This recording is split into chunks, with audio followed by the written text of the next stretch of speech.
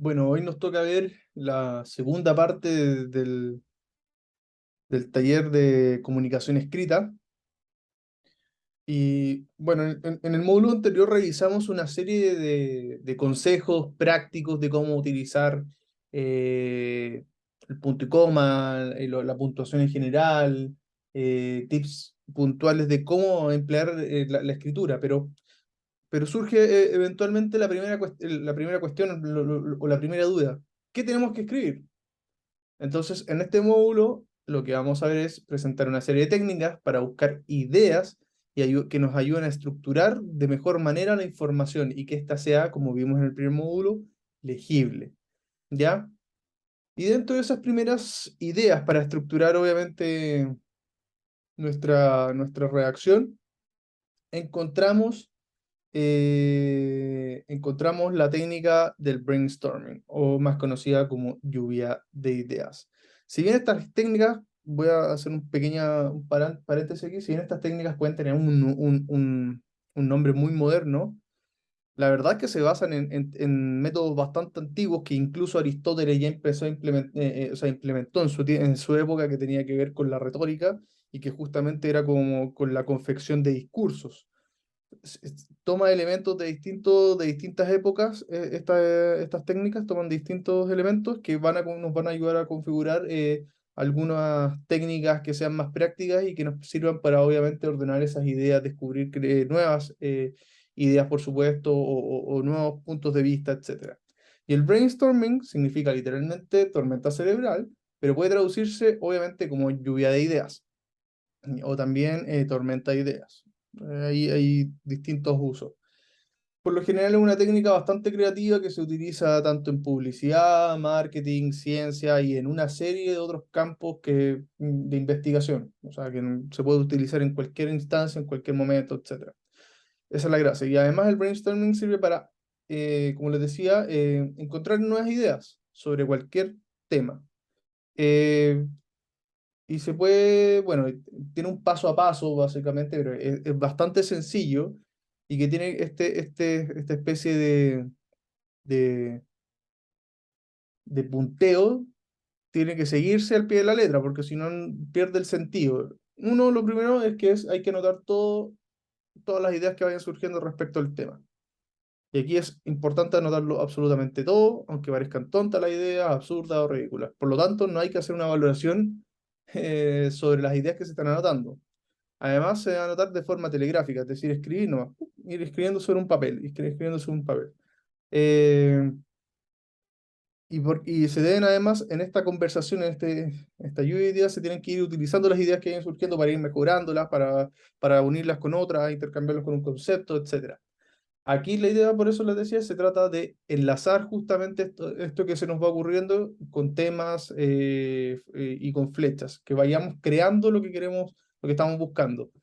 Y obviamente se tiene que actuar con un espíritu creador, juguetón e improvisador. Es esencial mantener esa actitud creativa si queremos en verdad llevar a cabo esta técnica del brainstorming.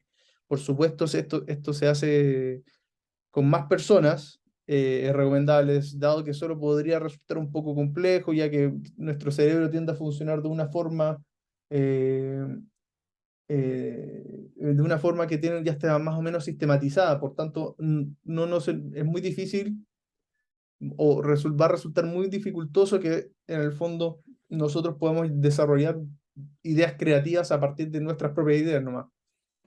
No digo que sea imposible, pero por supuesto el trabajo en equipo se trata de ello. Y un ejemplo de esto es que, no sé, un grupo se junte a conversar respecto de la creación de un folleto turístico para atractivos no sé, de la quinta región. Y ahí se van tirando distintas ideas. Mira, pongamos, no sé, el estadio Sausalito, no, pero pongamos mejor el Reñaca, no, la Caleta Portales, no, pero acuérdate, tenemos el Festival de Viña, potenciémoslo con eso.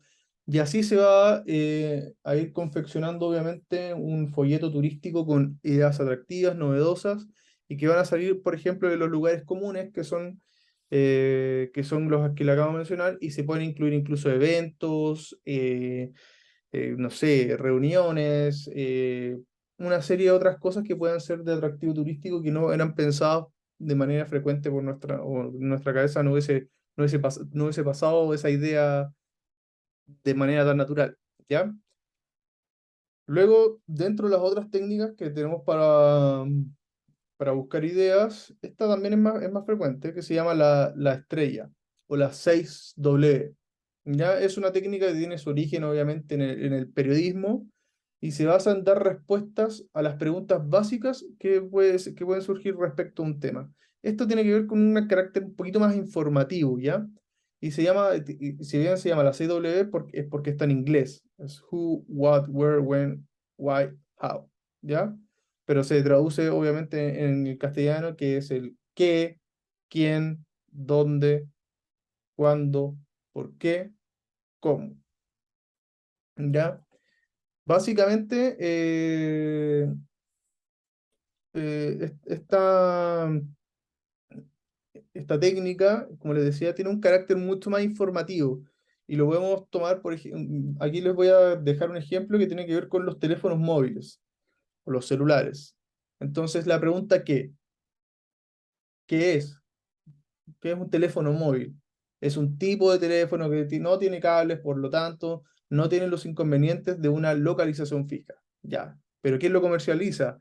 Lo comercializa en España dos compañías, por ejemplo, Telefónica y Entel. Pueden adquirirlo en cualquier persona que lo desee. ¿Dónde lo compro? ¿O dónde lo puedo utilizar? Se puede utilizar desde cualquier punto en el que haya cobertura, actualmente en el 90% del territorio. ¿Cuándo? ¿En qué minuto? ¿En qué minuto lo puedo usar? ¿Y por qué? El uso, ¿por qué debiese usar un teléfono móvil? Por comodidad, por la rapidez, la inmediatez que me proporciona, etcétera. ¿Cómo funciona? Y ahí me explican. En el fondo tiene que ver con responder preguntas, que nosotros las estructuramos de igual forma y vamos llenando la información. Entonces, en el minuto en que nosotros necesitemos redactar algo, podemos, y sea de carácter, por supuesto, informativo, podemos utilizar 100% esta técnica que nos va a ayudar, obviamente, a que nuestro cerebro siga una pauta al momento de leer lo que queremos transmitir, obviamente. Entonces, esto es súper importante que lo vayamos teniendo en cuenta en las técnicas de redacción, porque no basta tener con una linda redacción, preocuparse con la puntuación, utilizar frases cortas, no, sino que también tenemos que empezar a generar una estructura sobre lo que queremos plasmar en el papel o en un computador o en lo que sea. También tenemos una tercera técnica que es el cubo, que es un procedimiento basado también nuevamente en Aristóteles y sirve para analizar, perdón, y hacer valoraciones respecto a un tema específico. Y aquí también se trata de buscar la respuesta a seis cuestiones, que es la descripción, la comparación, relacionado con, analizarlo, aplicarlo y argumentarlo. Es decir, el describirlos, cómo lo vemos, cómo se escucha, cómo se huele, toca, etcétera. El compararlo a qué se parece. El relacionarlo también es como con algún tópico que podría ser relacionado a esto. Analizarlo, cuántas partes tiene, cuáles, cómo funcionan. Al aplicarlo es cómo se utiliza. Más o menos la estructura que también tiene la CW, pero en este caso responder a ciertos cuestionamientos, ¿ya? Eh, y que tienen que ver también con un ámbito mucho más descriptivo que otra cosa, entregar información. Entonces, claro, esto lo podemos utilizar, por ejemplo, la CW la podemos utilizar cuando queremos informar respecto a una medida, una política pública, una información respecto a del resultado de unas elecciones. Y el cubo, por ejemplo, podríamos utilizarlo en cuanto a una técnica que se puede utilizar, perdón, en respecto de, no sé, una nueva cancha. ¿Ya? La construcción de una nueva cancha, de una nueva junta de vecinos, lo que sea. Entonces, ¿cómo se describe? No sé, la junta de vecinos se construyó en base a dos pisos, por tanto pasaría a ser, comparándola, pasaría a ser la más grande de la comuna. eh, de la comuna y ello se relaciona porque justamente está en la junta de vecinos con más participantes. eh, Además cuenta con, por ejemplo, no sé, 3 tipos de salas de reuniones y con, no sé, nuevos enchufes USB. Y esta podrá ser utilizada por todos los vecinos en la medida que se registren en tal lugar, etcétera. Y aquí viene la argumentación que puede decir, que se puede decir en favor y en contra. Esta junta de vecinos, la construcción de esta junta de vecinos fue completamente necesaria, ya que no teníamos ningún lugar eh, para poder efectuar nuestras reuniones, actividades, etcétera. Y así vamos construyendo este tipo de cosas. ¿Ya? Por eso son técnicas que uno tiene que ir diferenciando, que quizás son más útiles en algunas que otras, pero no son excluyentes para nada, por si acaso. Y finalmente tenemos lo clásico, que es la documentación, que esto se lleva a cabo en todos lados, y que no necesariamente responde a una técnica para buscar ideas, pero sí es la base para, la base, o sea, es la base para la construcción de todo guión. La credibilidad, por ejemplo, de una presentación va a estar muy relacionada respecto de la cantidad y calidad de documentación que aportemos. Es decir, no quiere decir que nosotros mientras más información peguemos, porque va a ser más creíble, no, sino que va a tener que ver con cómo nosotros vamos a respaldar lo que estamos diciendo. Uno podría, por ejemplo, uno se puede documentar antes, por ejemplo, de empezar a utilizar las técnicas del brainstorming o la estrella o el cubo. O al revés, como les digo, pueden ir jugando con esta búsqueda de la información. Lo importante es que la documentación que se obtenga debe combinarse precisamente con nuestro objetivo y de complementarlo. ¿Ya? Bueno, y la documentación tiene distintas fuentes que pueden ser bibliotecas, bases de datos, recortes de prensa, internet, bibliografías, redes sociales. Las redes sociales sí, eso se los dejo como bien destacado porque también es una fuente de muchas fake news que está muy de moda. ¿Ya? Ahora, estas son más o menos, podrían ser algunas técnicas de búsqueda de ideas, de cómo estructurar un poquito nue- nuestro,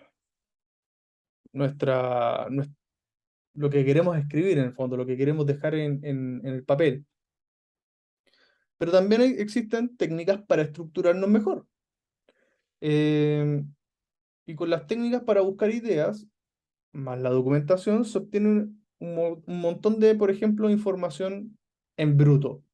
Pero esa información en bruto también debe ser estructurada conforme a nuestro objetivo. Por supuesto, ¿qué queremos comunicar? ¿Qué es lo que vamos a decir? ¿Cómo queremos decirlo? ¿A quién vamos a llegar? Etcétera.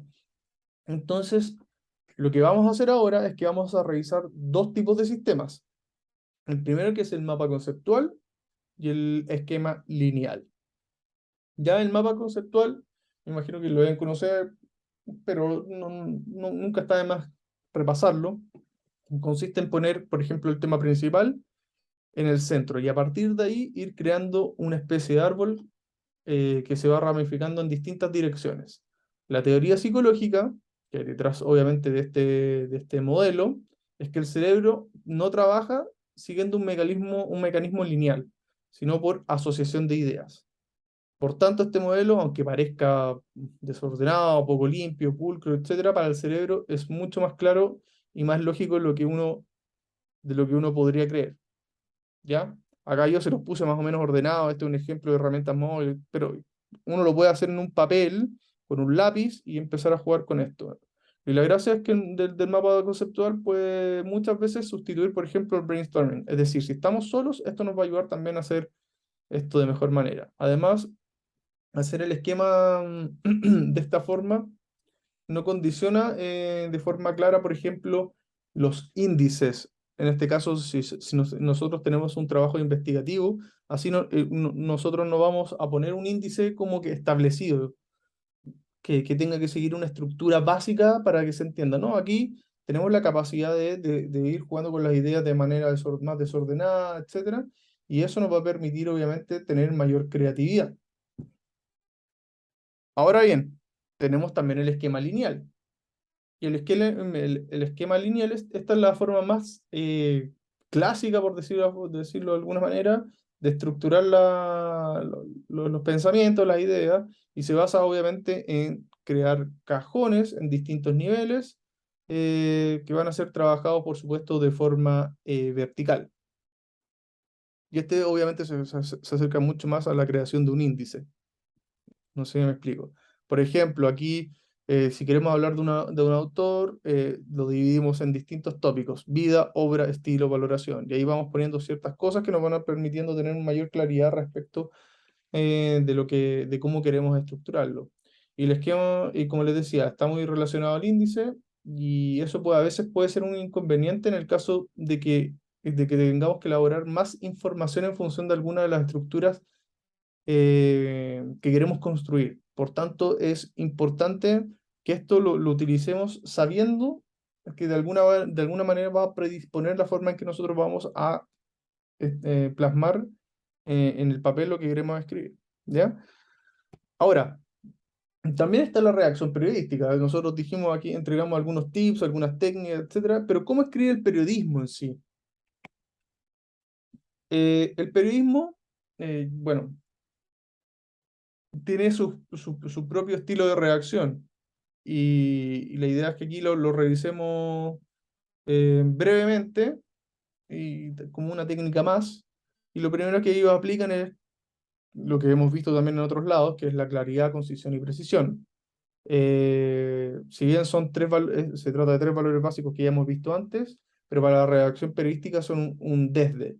Y por extensión de la redacción deben ser considerados siempre eh, como un todo. Los tres apuntan a lo mismo. El texto debe ser entendido y asimilado con la máxima rapidez, ¿ya? Por ejemplo, claridad. Los textos tienen que estar escritos de forma que se entiendan con facilidad. No se puede usar un lenguaje excesivamente técnico, complejo, ni obviamente ni abstracto. Tenemos que saber a quiénes nos estamos dirigiendo. Las cosas se pueden contar con ejemplos e imágenes sencillas. En todas las cosas del mundo, el director dice al periodista novato o al practicante, cuando va a escribir una noticia: escribe como si tuvieras que entenderlo un niño de 10 años. Eso es básicamente lo que busca la claridad. Y no porque sea tonto a la persona a la que nosotros vayamos a dirigirnos, sino que simplemente tiene que ser un lenguaje sencillo, entendible, etcétera. La concisión no es necesario, tiene que ver con que no es necesario escribir muchas veces palabras para explicar algo, o sea, tantas palabras me refiero. A veces con un mínimo de palabras, con dos, tres, cuatro palabras, podemos contar mejor lo que nosotros queremos, ¿ya?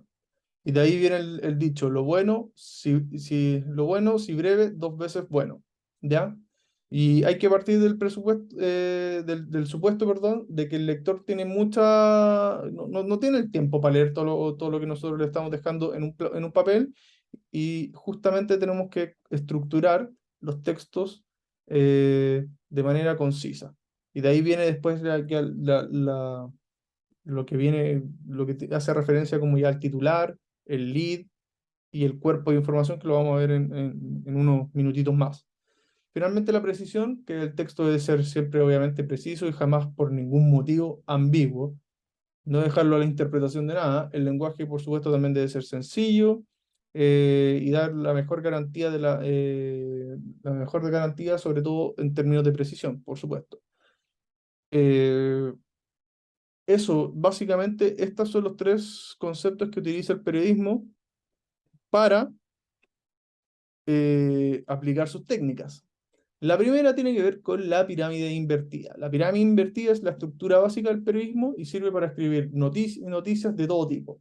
Según esta estructura, la noticia se compone de tres grandes bloques: el titular, que es lo que todos vemos en el diario y lo que probablemente nos quedamos pegados todos siempre y no leemos después; el lead, que es el párrafo;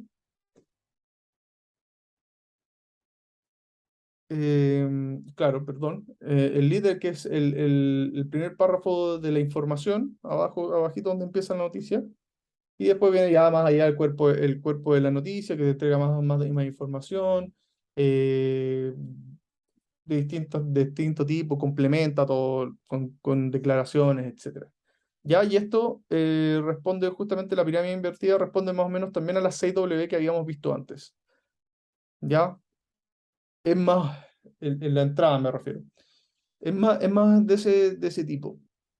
Y así es como, como estructuran los medios de comunicación sus noticias. Acá hay un claro ejemplo. Bueno, aquí está lo que es el epígrafe, que va antes del título, que generalmente como que complementa el título, le da el contexto. Descubren, perdón, ciudad más antigua de Europa. Lo califican como un hallazgo histórico y a uno como que ya se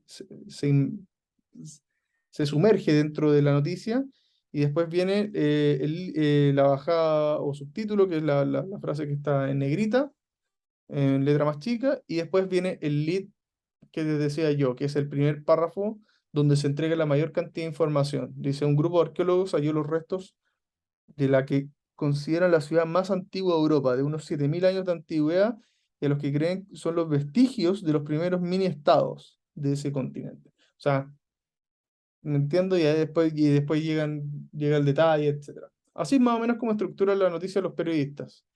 Ahora bien, también no tenemos por qué estar escribiendo, obviamente, como periodistas, pero sí tenemos que saber escribir cartas. Y el escribir cartas va más allá de escribir propiamente así como sale a mano, sino que también sabe, esto lo usamos a diario en los mensajes de texto, en los mails, etcétera. O sea, la tecnología ha variado mucho, las empresas también han crecido mucho en este ámbito, y por eso también es importante entender cómo podemos estructurar nosotros una carta, o un mail, o un mensaje de texto, ¿ya? Y aquí es como vamos a repasar algunos modelos, algunos ejemplos, etcétera.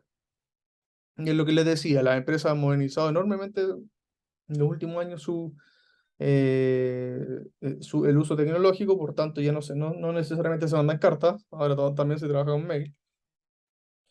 Sin embargo, eso no quiere decir que el lenguaje que se utiliza sigue siendo, haya evolucionado también, sino que muchas veces sigue siendo, eh, a pesar de todo, muy arcaico.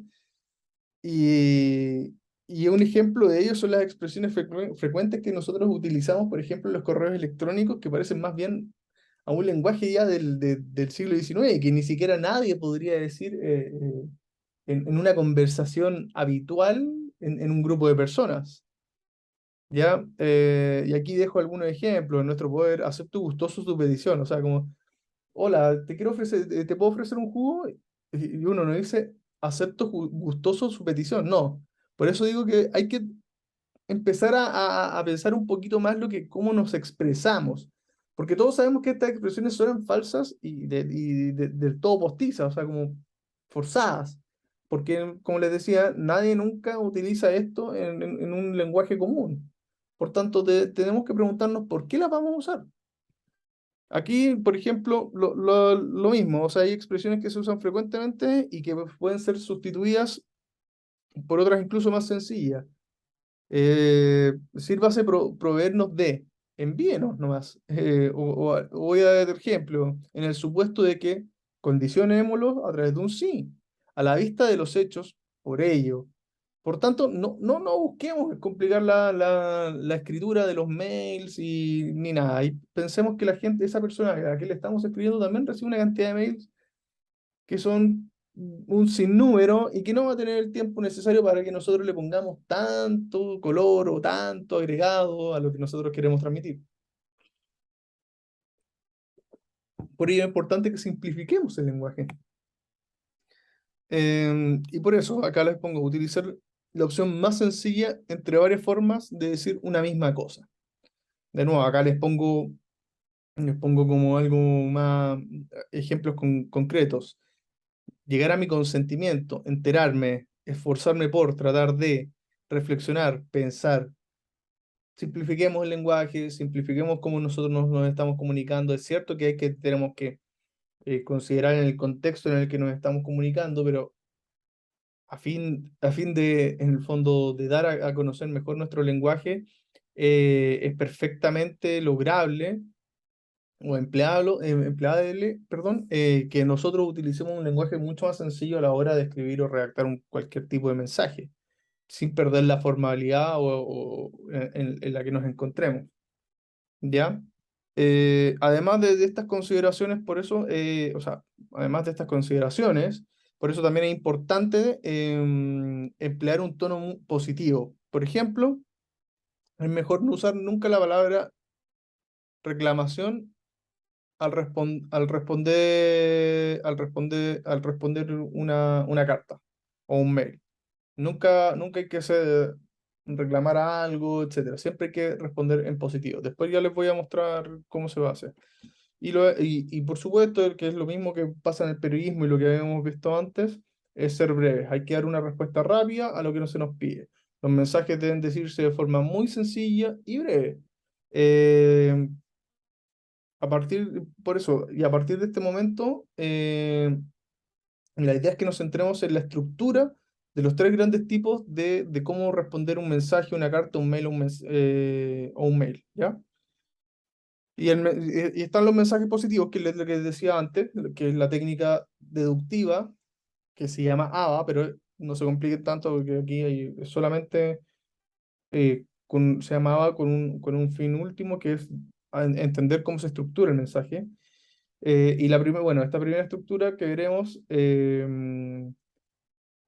se utiliza siempre en el caso de que un mensaje sea positivo o haya interés por parte del lector, es decir, a quien le estemos escribiendo, ¿ya? Lo que hace la técnica deductiva es dividir la carta en tres diferentes partes, que se designan con las letras A y B. De ahí viene la estructura ABA, ¿ya? Eh, y vamos a verlo aquí en la siguiente imagen. Ya, estructura positiva A. El primer párrafo, por supuesto, debe explicarnos lo que es lo que queremos decir principalmente. Es importante que el lector, con solo leer estas de las tres o cuatro primeras líneas de lo que nosotros le estamos transmitiendo, sepa el contenido de la carta. Esto es lo que equivale al lead en los textos periodísticos, ¿ya? Esa como letra A. La letra B, una vez expuesta la idea principal, se dan todas las explicaciones y los detalles que nosotros consideremos, estimemos necesarios. Esto es lo que vendría a ser el equivalente al cuerpo de la información periodística. Y terminamos con una nueva letra A, que es la frase de conclusión, que en el fondo repetimos, recapitulamos, resumimos, sintetizamos el contenido principal, por supuesto, de la carta. ¿Ya? Esa es la estructura. Ahora, esto tiene tres ventajas. Es mucho más cómodo para el lector, como lo mencionamos anteriormente. Espérense, acá. Es más cómodo para el lector, los empleados o los trabajadores que lean este tipo de correspondencia van a saber su contenido esencial en las primeras líneas y hace que resalte la idea principal. Estas son las tres ventajas que tiene este método. Y vamos a ver un ejemplo. Eh, Señores, supongamos que esto es un mail. Señores, les agradeceré que me envíen un nuevo filtro para sustituir la que les devuelvo hoy. Bueno, acá supuestamente es un nuevo filtro para sustituir la que les devuelvo hoy, no. El filtro dejó de funcionar. No, perdón, acá hay un error de redacción.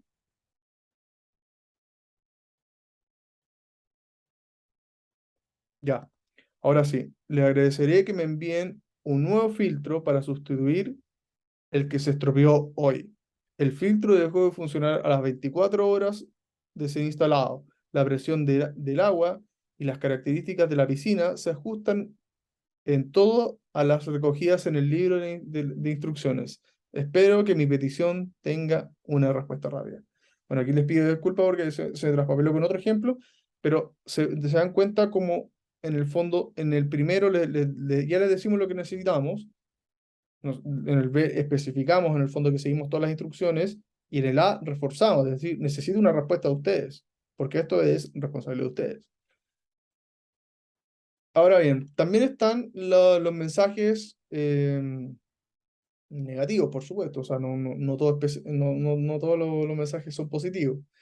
Y la técnica deductiva, en este caso, en la que aplicamos recién, es fácil de utilizar y aplicar porque todos sabemos que es más fácil dar una buena noticia que una mala noticia. Es decir, la técnica deductiva no aplica en el caso de los mensajes negativos. Aquí lo que vamos a hacer es aplicar lo inductivo. Entonces, ¿cómo lo vamos a estructurar?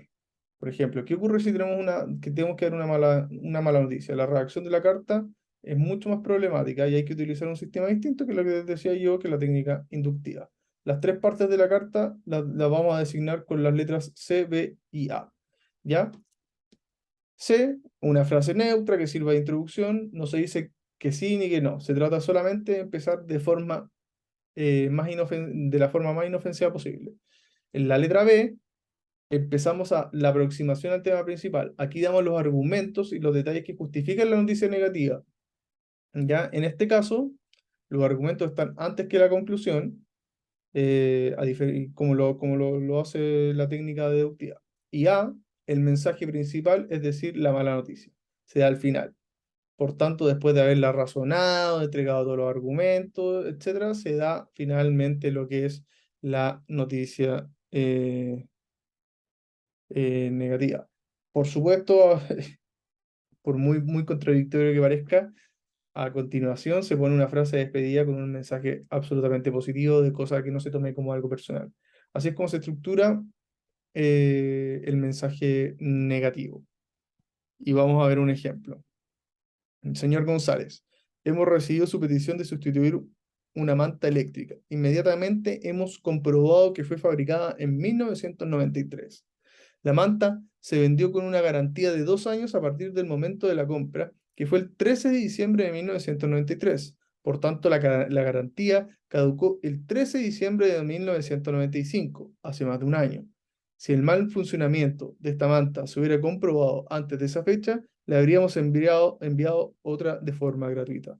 Pero como lamentablemente no ha sido este el caso, no podremos sustituir la manta. Si sigue interesado en nuestros artículos, el folleto adjunto le informará sobre todo lo que quiera saber. ¿Se dan cuenta cómo se estructura el mensaje? Le están diciendo que no, pero le dan a entender que fue escuchado, que tuvo recepción su mensaje, etcétera. ¿Ya? Eh, Luego están las cartas para convencer. En esencia, este tipo de cartas siguen mucho el modelo inductivo, que es el que vimos recién, que el mensaje principal no va al tiro, pero se distingue, pero, o sea, me refiero a que se alterna con distintas variaciones, ¿ya? Eh, la técnica es muy parecida, como les decía, a lo que se utiliza también incluso con el lenguaje periodístico, que es el gancho, el lead, y se estructura de la siguiente manera. Opcionalmente, se pone un titular o un eslogan que llame la atención. Ya que puede ser, por ejemplo, ¿por qué tienen tanta fama las alfombras persas? Acepte este bono o este descuento de café solo por hoy. Todas estas cosas como promocionales que llegan a los correos electrónicos que uno abre solamente por el asunto del correo. ¿Ya? Esos son los titulares, básicamente. El anzuelo es un párrafo donde se desarrolla la idea del titular, si es que obviamente la hay, y se expone una idea que llame la atención, y su relación con el tema principal puede ser muy indirecta. Luego debemos presentar el producto, que una vez obtenida la atención del lector, hay que hacer una presentación del producto o servicio que estamos entregando, el lenguaje debe ser obviamente concreto y vivo, exponer las ventajas de lo que estamos ofreciendo y una conclusión. ¿Ya? Entonces, veamos un ejemplo de esto. ¿Sabía que la Segunda Guerra Mundial pudo evitarse con una llamada telefónica? Acá hay un titular muy atractivo, desde el punto de vista de las personas que les gusta historia, por supuesto. El anzuelo es, a veces, un gran desastre depende de algo muy simple y pequeño. El 31 de agosto de 1939, el gobierno inglés intentó comunicarse telefónicamente con Hitler para evitar la invasión de Polonia, pero Hitler no estaba localizable y estalló la guerra. O sea, el anzuelo es tremendo, ¿ya? Es un hito histórico que probablemente no se sabe mucho, etcétera. Entonces se presenta el producto. Todo esto no podría ocurrir hoy en día. ¿Por qué? Pues sin duda porque Hitler hubiera llevado encima un teléfono móvil. Con un aparato tan simple, pequeño y manejable, se hubiera evitado muchas desgracias. El teléfono móvil no es un lujo, sino una necesidad. El lujo es no tenerlo. O sea, se dan cuenta cómo está bien construido la presentación de toda esta historia. Exponer ventaja. El teléfono móvil Entel ofrece las máximas prestaciones de y ahí, etcétera. O sea, esto, las cartas persuasivas también, o los mails persuasivos también podemos empezarlo así. La idea es la creatividad, la estructura que le damos y que le damos a esto y todo lo que nosotros podamos ir en el fondo desarrollando. Y aquí radica la importancia de por qué tenemos que ser positivos y cómo podemos ser positivos. ¿Ya? Eh, y básicamente ser positivo es esencial o sea, para ser positivos tenemos que dar un tono positivo, por supuesto, en las cartas y en su extensión. Y muchas veces los textos delatan nuestro estado de ánimo, nuestro carácter optimista o pesimista. Por lo tanto, el problema de nuestro enfoque es que nosotros sepamos abstraernos de aquello. Y aunque demos muchas veces malas noticias, no debemos renunciar a emplear, por ejemplo, un tono positivo. Eso es lo esencial en todo tipo de, de comunicación. Y acá hay dos ejemplos. En el lado izquierdo está el tono negativo y en el lado derecho está el tono positivo. Revisémoslo brevemente para que entiendan más o menos a lo que voy. ¿Ya? Me dirijo a ustedes como jefe de contabilidad para expresar mi más enérgica protesta por su negativa a contratar una nueva persona en práctica para mi departamento. O sea, ya aquí enérgica protesta, lo que habíamos visto al principio, no partir con el reclamo. Y comparemos el primer párrafo de la segunda. Señor jefe personal, el informe anual de 1997 ha demostrado, como usted sabe, que nuestro departamento ostenta el récord de productividad de la empresa. 4 personas hemos sido capaces de llevar al día una compleja contabilidad de más de 400 millones de pesetas. Este es un ejemplo español, por si acaso. ¿Se dan cuenta cómo hay una diferencia? Uno está diciendo, está reclamando al tiro y el otro está resaltando inmediatamente eh, la virtud de su área. Veamos el segundo párrafo del primer ejemplo. Si la empresa sigue con su actitud cicatera e irresponsable, negándose a contratar nuevo personal, nos veremos imposibilitados a cumplir con nuestras obligaciones. Les recuerdo que llevamos 2 años sin hacer vacaciones. No basta con las compensaciones económicas que nos otorgan, ¿ya? Un párrafo totalmente quejumbroso, plagado de cosas más negativas. Veamos el segundo párrafo del segundo ejemplo. Hemos trabajado a gusto y nos sentimos orgullosos de haber aportado lo mejor de nosotros mismos. Además, la compañía nos ofreció una compensación económica muy generosa por dejar de hacer vacaciones los 2 últimos años. Sin embargo, usted que tiene familia comprenderá que esta situación no puede prolongarse indefinidamente. Una diferenciación de comunicación sideral, ¿ya? Y veamos el último párrafo para que entiendan la estructura. Espero que usted en razón, o sea, perdón, espero que usted entre razón. Si la respuesta a esta petición no es positiva, me veré en el penoso deber de recurrir ante la dirección de la compañía. Y en cambio el otro dice, por tanto, le reitero mi petición de contratar una nueva persona para mi departamento. El contrato en prácticas que le propongo es muy barato y así se lo pienso argumentar al directorio general en el caso de que usted no acceda.